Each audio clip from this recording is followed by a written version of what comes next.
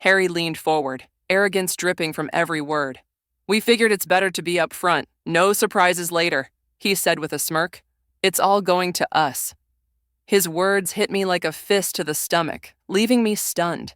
The lasagna on my plate, the one Mom said she made just to tempt me back home, suddenly felt like bricks sitting in my gut. The room fell into a strange hush, the only sound the low hum of passing cars beyond the well-manicured cul-de-sac.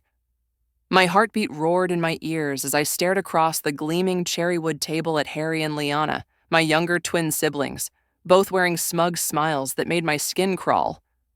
"Come again?" I asked, my voice trembling no matter how tightly I tried to control it. "What do you mean, everything?"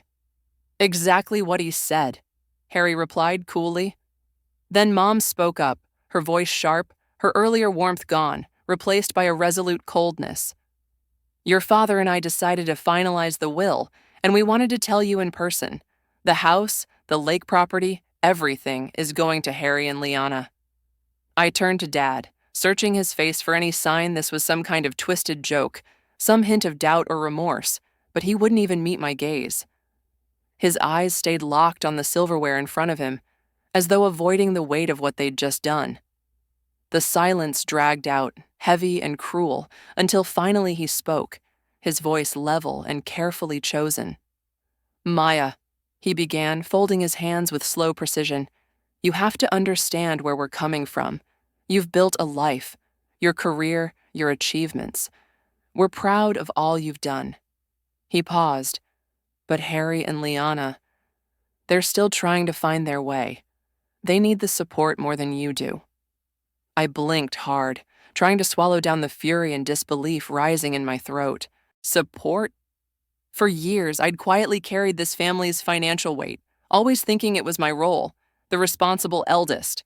The mortgage payments, Harry's endless changes in college majors, Liana's impulsive shopping sprees and half-finished hobbies, I'd covered them all.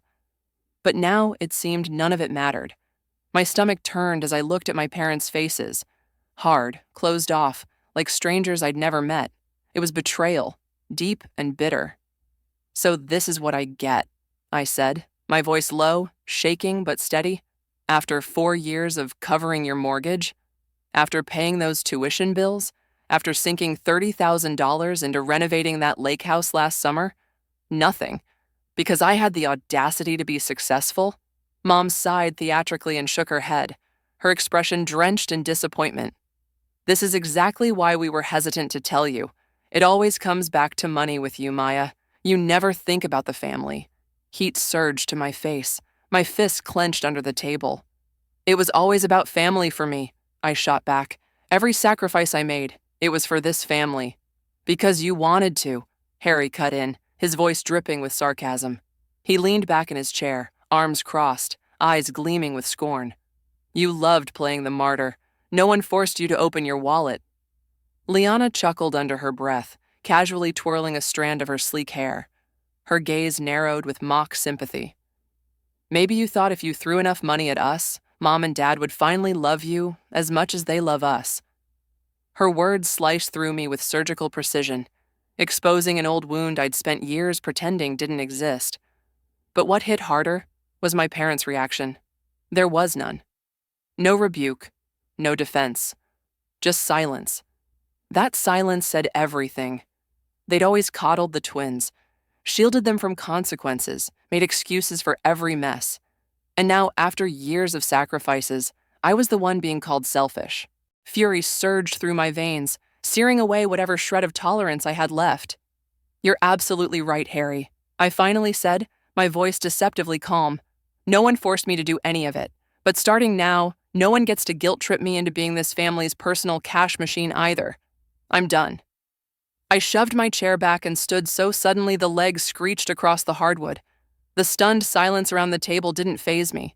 The scent of garlic bread and marinara still hung in the air, cruelly nostalgic, like the evening had ever stood a chance of being warm and familial. Instead, it turned into an ambush, a public shaming session in the very house I'd helped keep standing.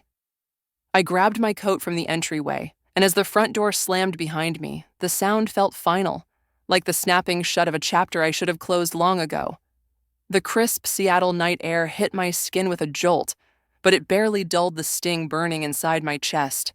My heart throbbed with betrayal, raw and unguarded. My own parents had used me, tossed me aside like I was nothing but a checkbook with a face.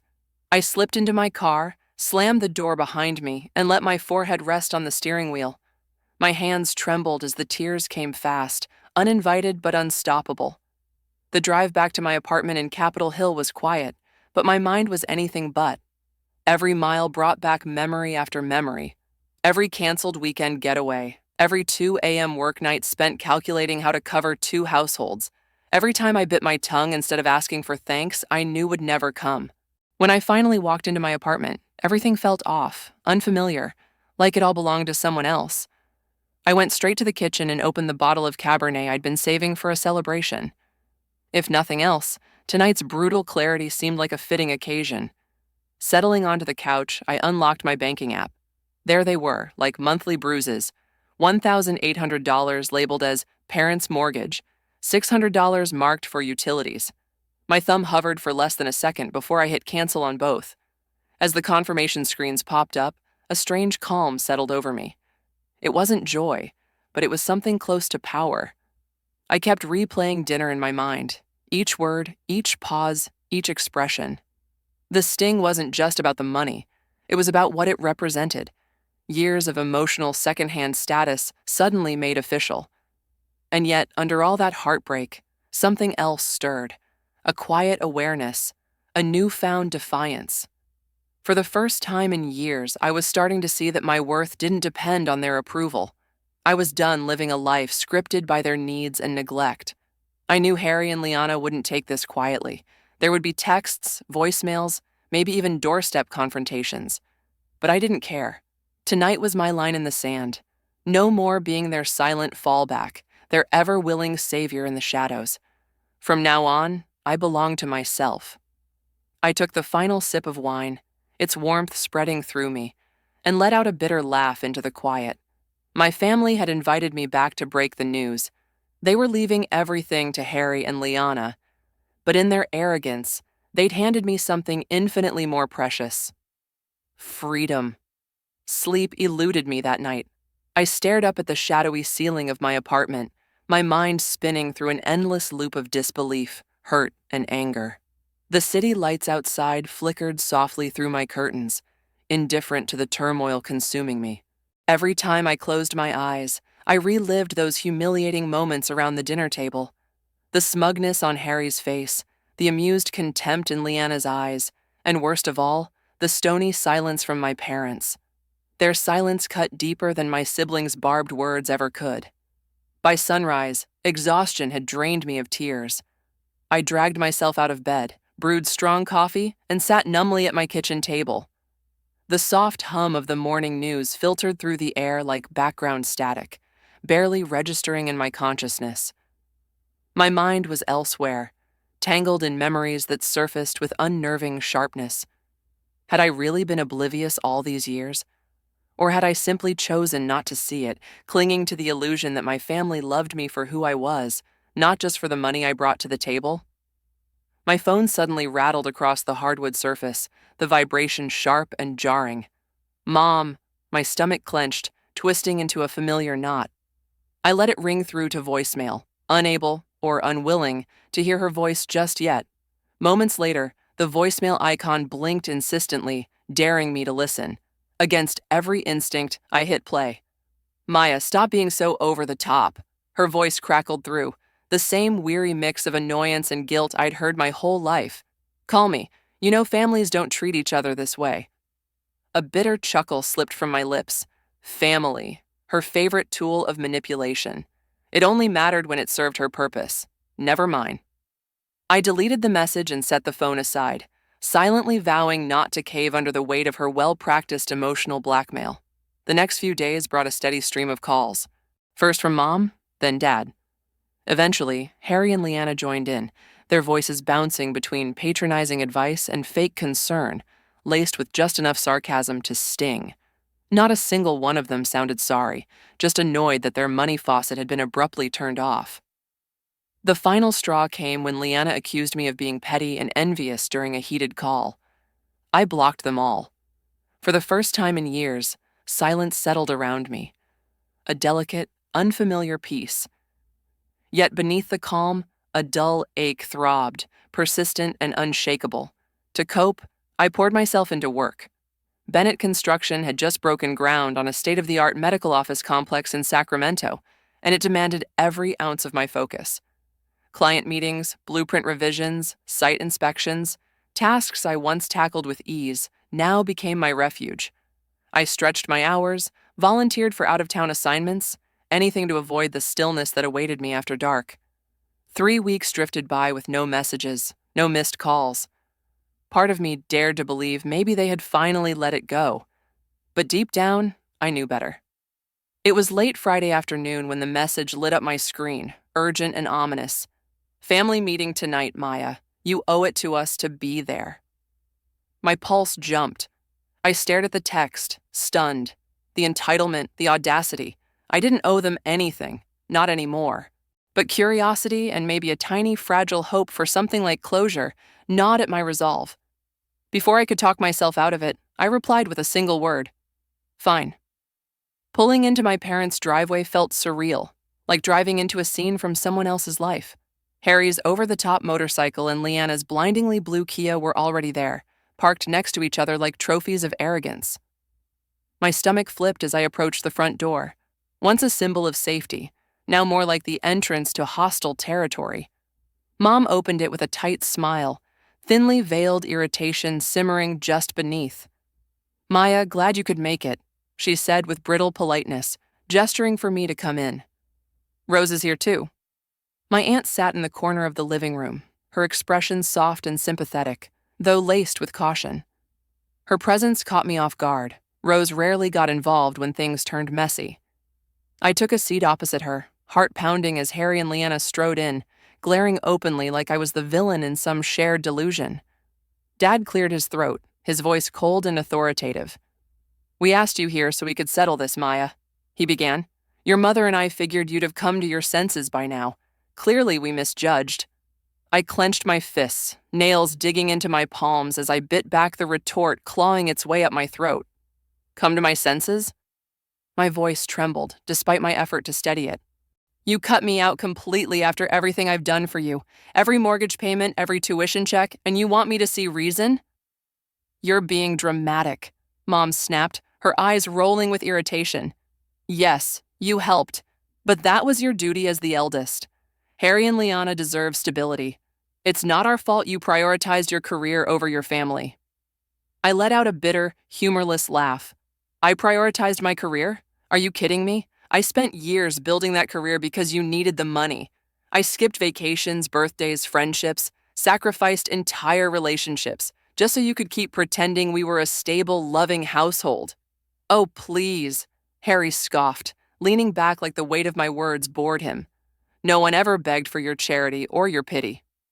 "That's right," Leanna chimed in with a cold smirk. "Maybe if you weren't so obsessed with playing the family hero, you'd actually have a life of your own." My face burned hot with shame, the sting of humiliation prickling beneath my skin. Aunt Rose shifted awkwardly in her seat, clearly uncomfortable but said nothing. Her silence rang louder than any accusation. My parents said nothing either, just stared off, eyes averted, their expressions blank, as if I were a ghost in the room. I rose abruptly, the chair screeching harshly against the hardwood floor. "You know what? You're right. The real mistake here was ever thinking I meant something to any of you. I won't make that mistake again." I was halfway to the door when Dad's voice sliced through the air like a blade. "If you walk out now, Maya, don't bother coming back." My hand froze on the doorknob, every muscle in my body coiled with years of suppressed fury. "That's fine," I said, my voice trembling with barely contained rage. "I've never felt welcome here anyway." Outside, under the cold shimmer of the stars, tears spilled down my cheeks, searing hot against the winter air. Each step to my car felt heavier, like I was dragging years of unspoken wounds behind me. That night, the truth settled deep in my bones. My family never valued me for me. I was a resource, convenient, replaceable. I locked the door to my apartment behind me with finality, a quiet resolve blooming in the pit of my stomach. I wouldn't let them hurt me again. I sat in the dark, the silence now a kind of peace, cradling me like armor. Then came a soft knock. It startled me, slicing through the quiet. My heart jolted. I tiptoed to the peephole and peeked out. Aunt Rose stood there, her face lined with concern. I opened the door without a word. She stepped in and pulled me into a hug that I didn't know I needed until I was wrapped in it. Her warmth unraveled me. "I'm sorry, Maya," she murmured, her voice thick with sorrow. "They're wrong. You deserve better. So much better." Her words pierced straight through my defenses, and the tears I'd held back for years came rushing out. Rose held me, letting me unravel in her arms, letting me grieve for all the things I never got. Eventually, she spoke again, her tone steely. "They'll never say it out loud, but they're scared. Scared of losing control, scared of facing the truth about what they've done." For years, the monthly charges haunted me. $1,800 toward their mortgage, $600 for their bills, and countless other quiet transactions marked only as family help.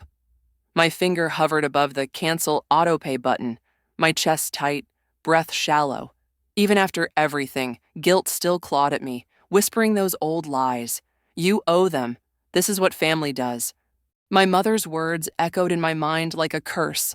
Family sticks together, Maya. Family sacrifices. But tonight shattered all of that. Their betrayal, so cold, so casual, made one thing painfully clear. I was never their daughter. I was their ATM. I squeezed my eyes shut. Harry's smug, condescending smirk flickered through my memory like a poison flame, and with that, the decision locked into place, sharp and merciless. With a single, deliberate tap on my phone, the mortgage payment vanished into digital silence. One more tap, and the utility bills stopped too. A wave of relief crashed over me, so intense it left my chest hollow and my breath shallow. For the first time in what felt like forever, I was no longer their emergency fund, no longer the one holding it all together. The burden had finally been lifted. At some point, exhaustion overtook me, and I drifted off on the couch. When I awoke, dawn had painted Portland's skyline in soft shades of lavender and gold, a quiet reminder that a new chapter had already begun. The persistent buzz of my phone jolted me upright, anxiety blooming in my chest before I even checked the screen. Of course, it was my mother. Her name lit up like a warning flare. I took a steady breath, then answered. "Maya, what did you do?" she snapped, skipping over any kind of greeting. Her voice crackled with fury. "The bank called. They're talking foreclosure." "You had no right?" "No right?" I cut in, my voice even but sharp. "Mom, I paid your mortgage because I wanted to. But after everything that's happened, I'm done being your safety net." "You're our daughter," she screamed. "You owe us respect." "I don't owe you anything," I fired back, my anger flaring. "Respect goes both ways. You made your choices and now I've made mine." "Maya." She tried again, her voice wavering now, but I didn't let her finish. "I'm sorry this upsets you, Mom, but I can't do this anymore. I won't. Goodbye." I hung up before she could say anything else, my hands trembling as adrenaline surged. The calls didn't stop. My father, Liana, even cousins I hadn't heard from in years. Each call a new attempt to reel me back in with guilt, shame, or veiled threats. Eventually, I turned my phone off and let the silence settle around me like armor, strangely comforting in its finality. Days passed, then weeks. Life, at last, began to feel stable again. Work wasn't just a distraction. It was something I looked forward to. I finally booked that trip to Italy I'd dreamed about for years, allowing myself to enjoy the freedom I had fought so hard to claim. Independence became my new rhythm.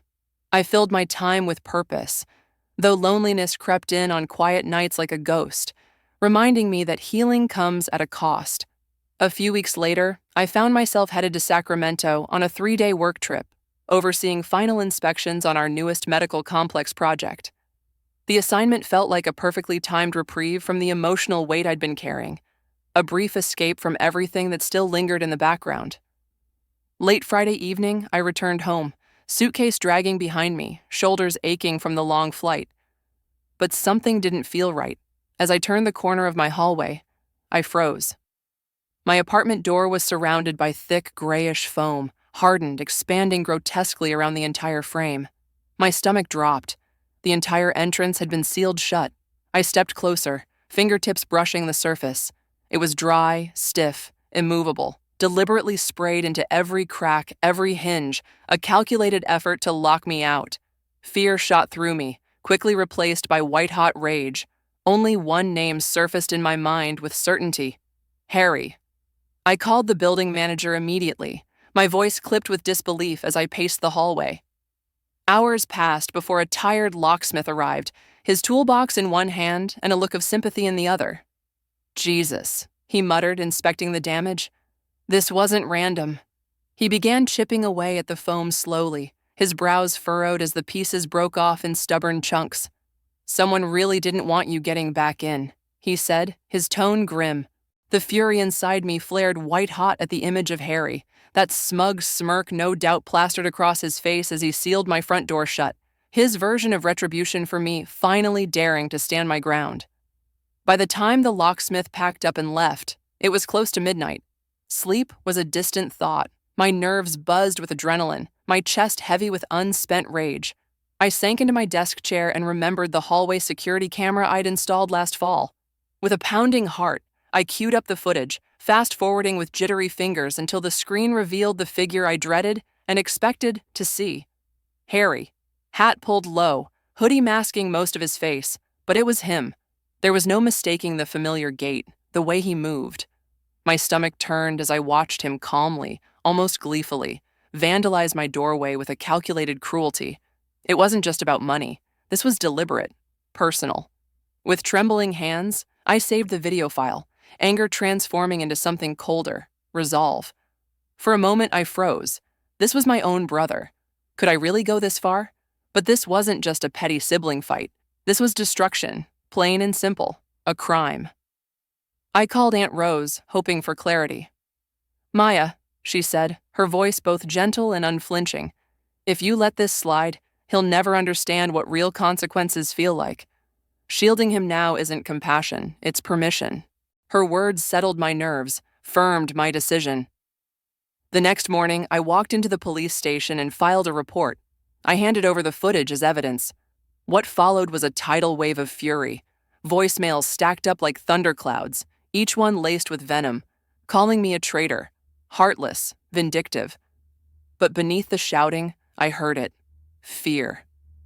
My family had always counted on my silence. This time, they knew I wasn't backing down. Harry was facing real legal trouble, unless he made it right. Eventually, Dad called. His voice was tense, trying to play the calm negotiator. What will it take, Maya, for you to let this go? $3,000, I replied without hesitation. The exact amount it cost to fix what Harry destroyed. That's extortion, he snapped. No, I said, my voice like steel even I didn't recognize. That's accountability. He trashed my home. He either pays or he deals with the law. He hung up without another word. The next morning, a deposit landed in my account. $3,000, bitterly labeled as final payment. The resentment was loud and clear, but I felt something stronger rise inside me. Not pride in the money, but pride in myself. For the first time, they were forced to face the consequences of their actions. Harry's petty act of sabotage hadn't broken me. Instead, it became the moment I claimed something they never thought I would: my independence. Standing in the entryway of my newly repaired apartment, I took a deep breath and let the moment sink in. They had betrayed me, hurt me, tried to reduce me to someone smaller, but they had unknowingly handed me the keys to freedom. For the first time, I could shape a life of my own, by my own rules. After Harry's vandalism, my family's silence felt deafening. Days turned into weeks without contact. No angry messages, no desperate pleas. At first, their silence seemed a relief, but soon it morphed into a constant, oppressive reminder of what I'd lost. My parents had chosen sides, and once again, I wasn't the one they picked. Then the rumors started. Aunt Rose called late one evening, her voice filled with quiet urgency. Maya, your mom's been talking. She's telling everyone you've abandoned them, that you're trying to make your parents homeless. My heart sank. That's ridiculous, I whispered, gripping my phone tighter. They left me no choice. I know that, Rose soothed gently. But others don't. They think you're selfish, that you stopped helping your family out of greed. The accusation twisted painfully in my gut. My parents were rewriting history, painting me as the villain, their martyrdom complete. My years of quiet sacrifice, countless canceled vacations, delayed personal goals, my own postponed dreams were being erased as if they'd never mattered. I paced my apartment restlessly, anguish giving way to a fierce need to reclaim my voice. After years of biting my tongue and playing the part everyone expected, I decided enough was enough. I was ready to reclaim my narrative. With a firm sense of resolve, I sat down at my laptop, fingers flying as I crafted a Facebook post that didn't hold back. I poured everything out. The endless mortgage bills I covered, Harry's tuition and reckless behavior, Leanna's ceaseless demands, and all the emotional toll I had quietly carried. I exposed every dollar spent, every compromise made, every moment I swallowed my pride for the sake of peace.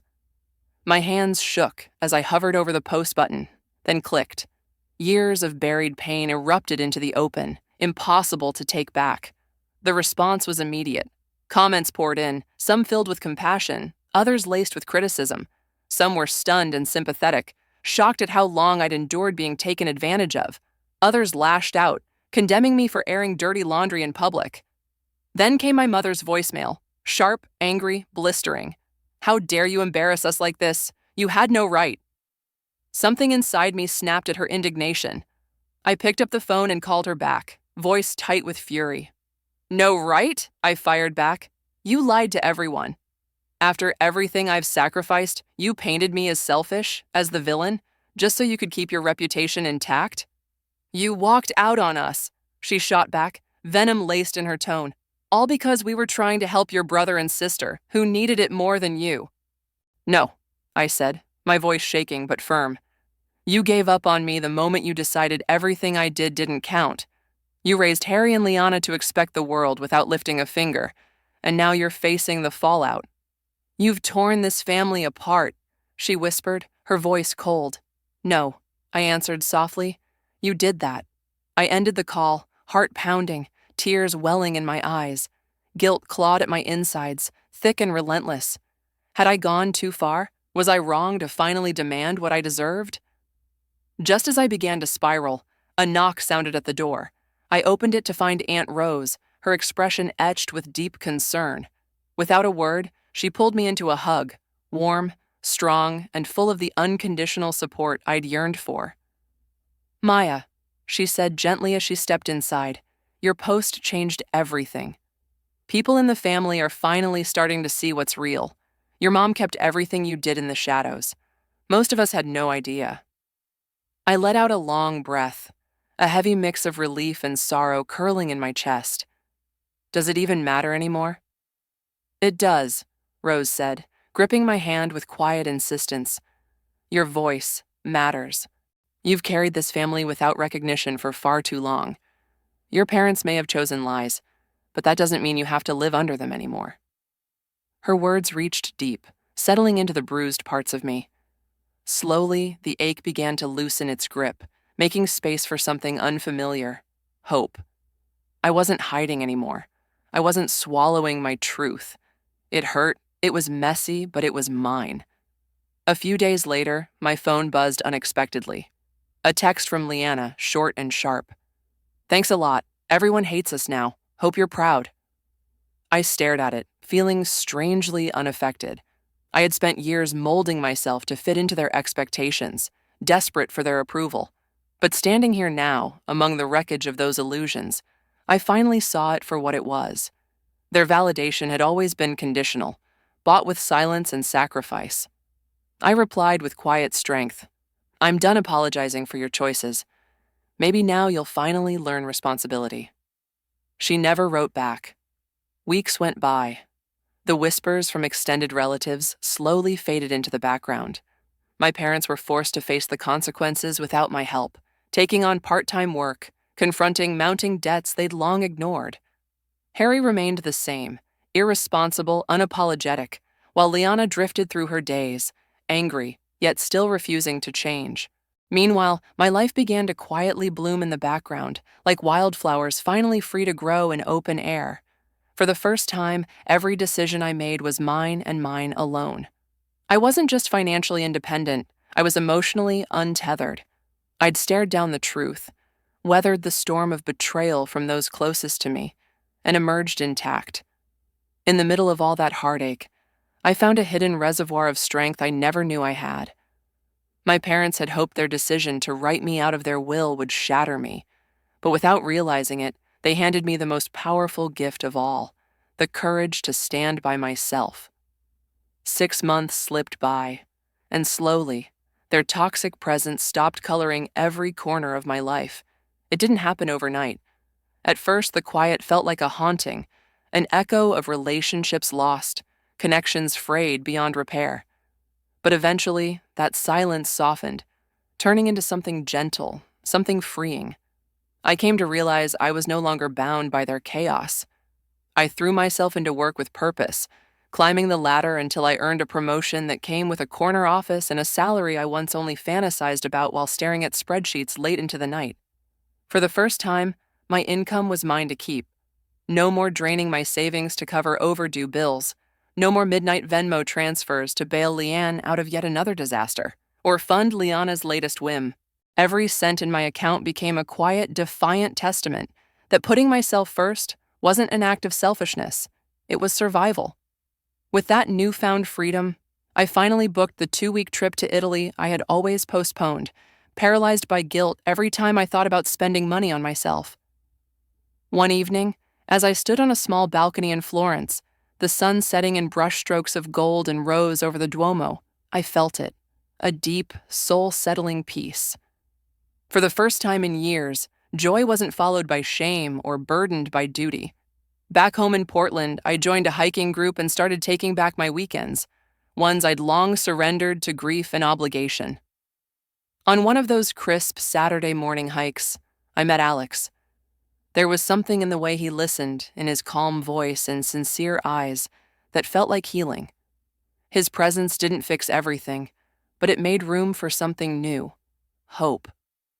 As months passed quietly, healing stitched itself slowly into my days, until one chilly November evening, everything shifted again. There was a knock at the door. When I opened it, there stood Aunt Rose, bundled in her favorite worn-out Christmas sweater, holding 2 to-go cups of coffee. She didn't speak at first, just stepped inside and wrapped me in the kind of hug that says more than words ever could. "I'm proud of you, Maya," she whispered, eyes shining. "You deserve every ounce of happiness life offers you." Then she sat beside me, her voice low and steady. "Your parents, they're still stuck in their blame game. They're not going to change. But you? You have. You chose yourself, and that's not weakness, that's strength." "I still think about them," I admitted, my voice a thread above silence, throat tight with grief. Not because I want to go back, but because it hurts knowing they never loved me the way I loved them. Rose reached across the couch, her hand warm against mine. "Family isn't always about blood, sweetheart. Sometimes it's the people who see your worth when no one else does." Her words sank deep into a place I hadn't realized was still empty.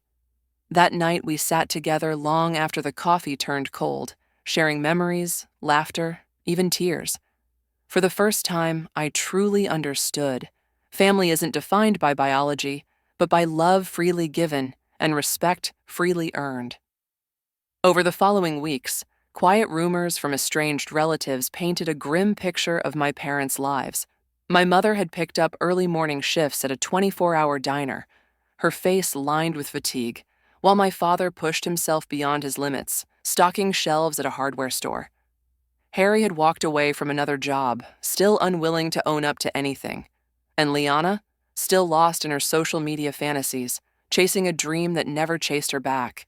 That Christmas Eve, instead of sitting in bitterness and nostalgia, I opened my home to the people who had stayed, who had chosen me. Friends gathered around the fire with mugs of cider and laughter that filled the rooms where silence used to linger. Aunt Rose sat quietly on the sofa, watching me with a knowing smile, like she saw the life I'd rebuilt for myself, one I never believed I deserved. Later that night, once the laughter faded and the guests had gone, I stood at the window, gazing out over Portland's city lights as they flickered against the dark winter sky. The pain of betrayal was still there, a dull ache like an old scar. But that pain had shaped me into a woman who no longer apologized for valuing herself. My parents had tried to break me by cutting me out, but all they did was set me free. In the end, their rejection wasn't a punishment, it was my release. They left everything to Harry and Liana, but what they gave me was far greater, the right to finally choose myself. What would you have done in my shoes? Would you have continued to provide for your family at the expense of your own happiness, or would you have chosen to walk away, even if it meant losing them forever? Or would you have chosen to walk away, even if it meant losing them forever? I'd love to hear your thoughts in the comments below.